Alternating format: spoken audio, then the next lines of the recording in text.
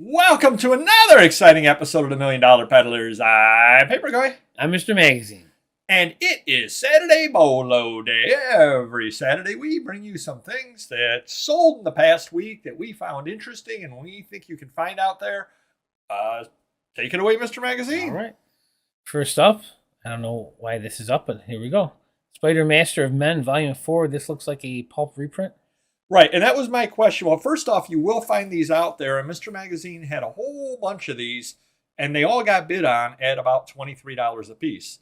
I'm thinking you could probably find them out there for $5 and under. Yeah. For people having them, and you tend to find a lot of them together. My other question for you, Mr. Magazine, was, and obviously it's a pulp reprint, how would a buyer know that? Well, I guess if he's looking for that specific series, Spider, then he may search on Spider. But if you're searching on pulp, it'll never come up. Well, my other question is, how do they know it's a reprint? I mean, you know it is. I know that it is. That's true. Let's look at the scans. I mean, it didn't say a number on it anywhere. I mean, they could probably read that, probably down in the bottom. Yeah, I mean, I'm sure these experts would know. I'm sure the experts would know. I mean, in this condition, if it was an original, I'm sure it would go for more than one bid of $23. But let's see, overall condition. Considering age, well, they're not that old. All right, they are exactly. It was the only question I wanted to ask on that over there was, I guess that's something that if you were just new to collecting pulps, you might not know that, and obviously the experts would know that. This is my Amazon guy who's really good at Amazon and not so good at being descriptive on eBay. Okay, so we'll work on that though. But again, I wanted to point out that even the obviously if that were original, and in that condition, it's gonna be $500. Yeah, I was going to say hundreds and hundreds, sure. Or graded for that matter. All right, next up. Children of the Night newsletter, number 1, spring 1984, Underground Horror. This is from a couple years ago, so hopefully we didn't undersell this one either for $30. I just was wondering, I guess I brought it up because that looks not necessarily like a fanzine, but almost a fanzine kind of thing that a lot of people would walk right by and not pick up out there because it doesn't look. You have there we go. All right, very cool. That's the kind of thing that somebody would just walk right by because I'm sure it's not a lot of pages. It doesn't look like anything over there. But I kind of put that up there just to let people know that you can get $30 out of something like that. I'm sure the print run on it is very, very low. Right. Exactly. And again, I don't know how good your person did on listing it. There could have been a listing in there. Could have mentioned. I saw Mama Dracula. I was going to say, you could say Dracula. You could say, a lot of different things as well to kind of help the sale out. Sure. My opinion. Okay. All right. Next up.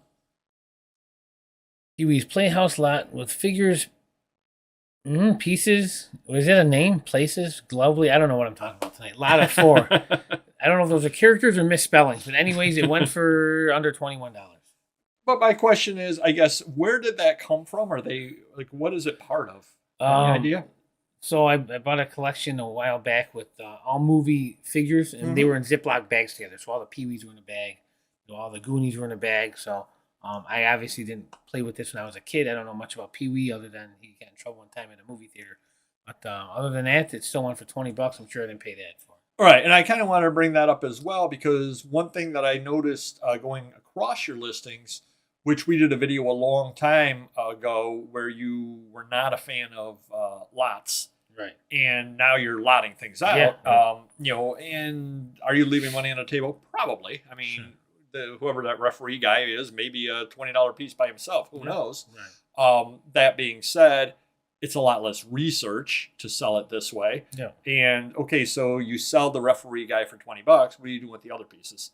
They're just taking up space and this and that, whereas you put it up that way and somebody ends up buying it all and good for them. And plus, they were all bags. You knew that was a lot easy. You don't have to sort through a whole tub of figures. Everything was the work was already done for the most part. Yep, and that's huge too. And I know we've mentioned that before in a deal, but we mentioned before if you do a comic deal and everything is alphabetized, sorted, that's just adds a lot of value to the deal, even though it may not seem like it to the person selling it to you when you buy it. Same thing with this. If all of those figures, I don't know what you paid for the whole tub of figures, but if they were all just thrown in there, it's worth less than to you than it is with everybody sorted because then you can sell it easier. Death pile material. Yep. Yeah, absolutely.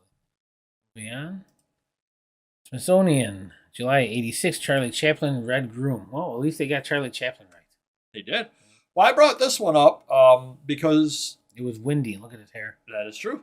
The other reason I brought it up was because Smithsonian is a magazine that if I were to ask you where on the listing of magazines as far as quality you want to buy all the time, this would be pretty darn low on that list.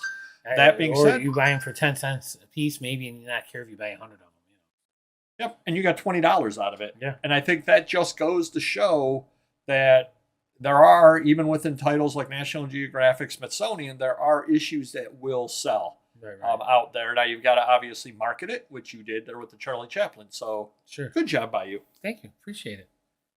Sometimes it works out. Next up, Walther's Cornerstone HO scale traffic lights and street lamps, lot of 5, and it looks like it went for $50. How common are these out there? I don't think they're that. I think they're older. They're older. Yeah, okay. I think they're older. Probably 80s, I'm guessing. Okay. Yeah, I mean, there might be newer ones. Companies make newer ones now, but I think Walther's probably still out there. But I haven't seen it before. Not that I'm an expert in this field, but I think $10 a piece sounds like a fair price. No, that was the reason I was asking, is because again, you go to a train guy's place and he's got things for sale, and he's got these all sitting there in a unopened like this. Oh yeah. Now you kind of know they can go for $10 a piece, and maybe you can pick them up for a couple of bucks a piece. Sure. Maybe the train guys are more interested in the trains, or maybe he's got a lot of old trains and that's what they want, and they leave this behind. Yeah, and I mean the HO scale is it's an affordable brand. They're cheap plastic, so they probably came out for $5 anyways. Okay, yeah, that was kind of interesting, I thought. Next up, vintage Disney Goofy die-cast cars with classic and safari figures, lot of 6.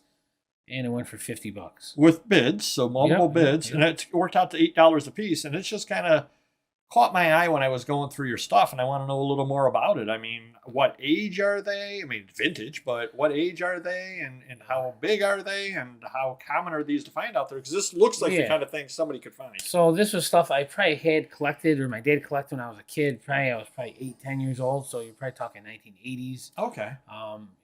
And we had these tubs at the warehouse for years at this point, and then I finally found them again. And my listing guy, or my lotting guy that lists, I said, you know what? Here's 2 tubs of Disney stuff. Put them together, lot them. I don't care what you do with them. Just move them out. And I'm happy with that. I don't think we left much money on the table. You got some cars that can't be worth much. I'm sure the larger dolls are better, but still, you got $50. Oh, yeah, probably 1980s then. Yeah. Okay, kind of interesting, because that's the kind of thing, again, you can find out there. You probably can put it together. I don't buy toys much. Yeah, and my employees, I don't think I want to pay them to, hey, take the clothes off and see what year's on the back, something and all that. People that want them will know. He probably could have did size on them, I guess. I don't know if he did that or not. Because I think those bigger ones are probably, okay, he did. Yep. The 9-inch Safari and 8-inch. So okay. Cool, yeah, so not bad. Yeah, so that's good. That's good to know, though, again, because that's the kind of thing people can find out there. Yeah. I think you have one more. All right, very good. Last up. Vintage spelled differently. This time it was VTG. Now it's VINTAG. Ornament, lot of 40 plastic bells and orbs. And this went for $38. All right. It's almost $1 a piece. And I just kind of wanted to know, because, again, this is the kind of thing that you're at some church sale and they got just a pile of stuff and it's fill a bag for $1, fill a bag for $5, and you just grab all the Christmas ornaments. And you can end up getting...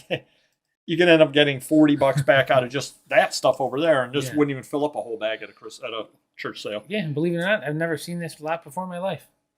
If I have, it's not very memorable. So it looks like I just found $38. You're a big help to us today, aren't you? Yeah, that's what happens when you pull them up. And we'll turn it over to the Paperboy section. Sibley, Lindsay, and Kerr Company of Rochester, New York. Bold Century 1968 booklet. I got $32 out of this. And the reason I bring this, and pretty much every BOLO video, I bring something similar to this. I bring something local.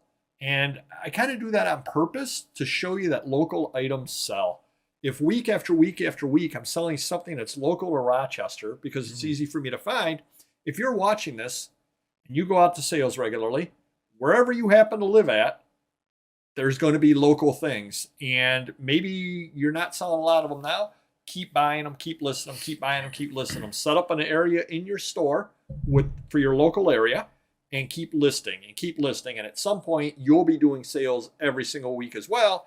And this is not a common book, but I've seen it before. They're out there in Rochester. Thing is, I think I sold this to somebody in Illinois. They're not common in Illinois. And that's always a theme that I want to push. Sell your local stuff, because remember, you're selling it internationally. I think I heard more about this than when they actually created that. Probably. Yeah, probably.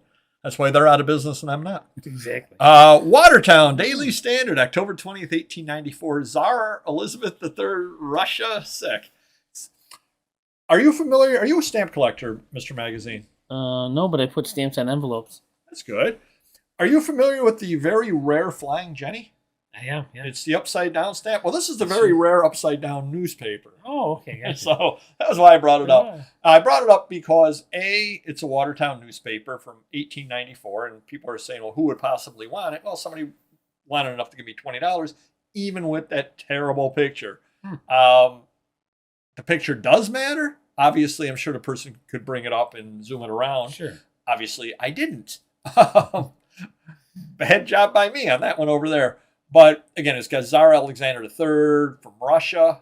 He's sick. So it's historically important newspaper as well. Not, super important, but a super, important enough one. Someone cares. One in 8 billion cares, 6 billion, whatever. That's all it took. Yep. And my other point is, this is the October 20th, 1894 newspaper from Watertown. I suspect that back in the day, every small town had a newspaper. I suspect that most of those small towns on October 20th, 1894, probably, if they had the room, reported the news about Tsar Alexander. So there could be hundreds of different newspapers out there with this story in it. Right. I may have had the only one listed at this point, but you're sitting in Dearborn, Michigan, and you've got it, got a newspaper this day, you'll probably be able to sell yours as well. Because again, they use news, not the AP back then, but essentially they use news sources and telegrams and all that in order. They all printed the same news, is what it came down to. Yeah, he used to run around in 1894. He was getting a little old, so he was a little slower. Yeah, throwing newspapers around. He was a little slower, but next item, Toby Tortoise and the Hare, Walt Disney Picture Book, 1938. Wow.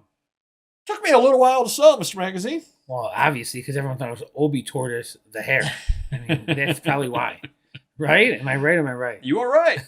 That was a long time ago picture before I used the CZUR. I actually had a scan at that point, and I just had a standard size scanner. Could be one of the reasons why it took 12 years. Another reason why it could have taken 12 years is I believe the price probably has changed on it. Now, it is a Walt Disney book, but also back then in 2011, you could put more pictures up, but you can only put one picture up for the cost, and they charge you extra for extra pictures. Yeah. So I just had the one picture up back then as well. If I had revised the listing, I probably would have done more research on it, and it might only be a $70 or $80 book at this point. Who knows? I'm happy to get $102. I'm less happy that it took 12 years to get that. Right. But it is a book you may find out there. And again, it's a Walt Disney book, even though you couldn't tell it by my terrible picture. Next up, Luftwaffe game of aerial combat over Germany, 1943 to 45, Avalon Hill sealed. The guy did pay me $144 on it. I brought this one up because I did get, right after I listed it back in 2021, a bunch of offers, and they were all around $50. And I turned them all down, and I said, it'll sell. It's sealed. It'll sell for over $100. I don't need $50 that bad. New and says this from the 80s. I know. New. It was probably $30 $40 back in the day. exactly. Yep, it was. It definitely was. It was $30 back in the day. You take inflation, yada, yada, yada. You're at $65. And that would be if you could just walk in and buy it today, right, exactly. Which obviously you couldn't. So it's a game from the 80s. It ended up going for $144. I don't generally do games. However, I got a decent enough deal on it. I think I paid $10 for it, and I knew enough to buy that sealed at that price. So even Paperboy steps outside of his comfort zone from time to time. But not always. I sell paper things, right, Mr. Magazine? Oh, yeah. So who doesn't want Star Markers Rochester, New York top frost paper bag from the 1970s? Ever since New York State outlawed plastic bags, we've gone paper, and somebody obviously needed this. Yeah. I did take a $10 offer on it because I'm a really nice guy. Sure. That being said, I'm sure if you shopped at Star Markets in the 1970s, it would have been free to you. I bring things like this up because these are the kind of things that you're not going to pay anything for at a sale. If you're going to find this at an estate sale, you might find it at a flea market from somebody that does house cleanouts. If you're buying other things, this will not cost you anything because you make a pile of stuff. He's just going to laugh about it and go, "Oh, bag." And if he asks why, you can say, I want to be able to carry my stuff later. Oh, okay. He's not going to ask twice about it. He's certainly not going to think you're going to sell it on eBay. Right. So it's like a $10 bill just sitting there. Exactly. And finally, and the other funny thing about this actually sold to somebody in like Missouri. Crazy. Don't know why. They must collect Top Frost bags. I don't know. And the last thing, whoa, I'm getting just a little scared. It's quite the tensus. Leslie's Magazine, July 27th, 1916. Teddy Roosevelt, Johnny Douglas, Columbia River. That pops. It does pop. That definitely pops. I thought it was like original artwork or something going on here. Yep. And that was where, and I know Auction Professor, good friend of the channel, I know that he admits he stole the idea from somebody else. I stole the idea from him. But this definitely sells it a lot better than that does. I don't think there's any doubt whatsoever about that. So when you've got a cover like that, you definitely do want to do the crop on it. Because again, look at that. That's just, he's jumping out at you. Yeah. So, whoa, watch out. Watch that sword. Put somebody's eye out. Versus this one over here. So I think I took $30 on it. It is a nice looking magazine. No doubt at all about it. 1916. But again, another tip that I definitely follow all the time. And this is Exhibit A for why you want to do that. This just definitely jumped out at you with the one versus the other. So hopefully that helps you a little bit. Do hit the like button if you could, and we will see you next video. Take care. Bye-bye.